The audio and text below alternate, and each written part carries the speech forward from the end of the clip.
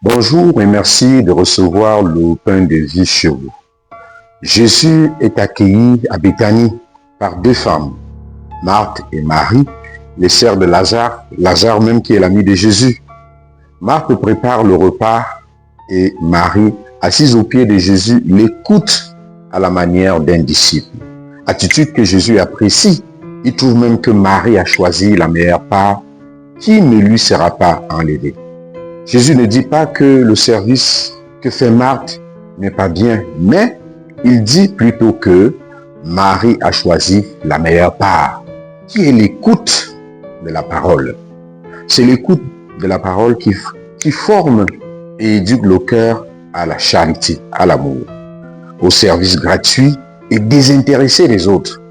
Marthe, c'est un peu chacun de nous. Oui, quand nous laissons l'agitation extérieure prendre le dessus, Jésus ne condamne pas son service, le service de Marthe, mais son agitation. Et il lui rappelle que son service n'a de sens que s'il vient d'un cœur habité par la parole. Marie, elle a compris qu'avant de donner, il faut recevoir. Avant de servir, il faut écouter. Avant de nous lancer dans l'action, il faut commencer par écouter le Maître qui vient parler à notre cœur. Écoutez Jésus, mes frères, mes amis, ce n'est pas une perte de temps. C'est le fondement de tout le reste. Tout part de l'écoute de la parole. Sans ce temps d'écoute et de prière, nos actions deviennent vides et sans sens. Et nous nous épuisons. Marie nous apprend à quitter l'agitation, à savoir interrompre le cours ordinaire des choses pour faire place à Dieu. Si je ne nourris pas de la parole, si je ne donne pas une place de choix à l'écoute de la parole de Dieu, tout ce que je fais risque alors de devenir une agitation. Mais si je choisis d'écouter le Seigneur, alors mes actions seront transformées. Elles seront portées par l'amour du cœur de Dieu.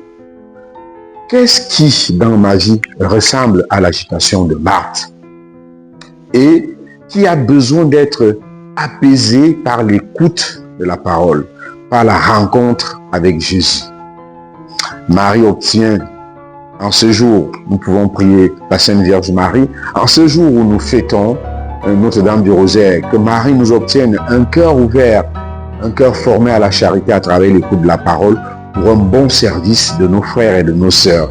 Demandons cette grâce-là d'une écoute attentive, d'une écoute qui transforme, d'une écoute qui nous donne d'être dans la disposition du service gratuit.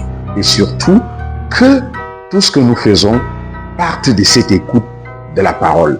Que l'écoute de la parole transforme nos vies pour que nous soyons la meilleure version de nous-mêmes. C'est que le Seigneur attend de chacun et de chacune de nous.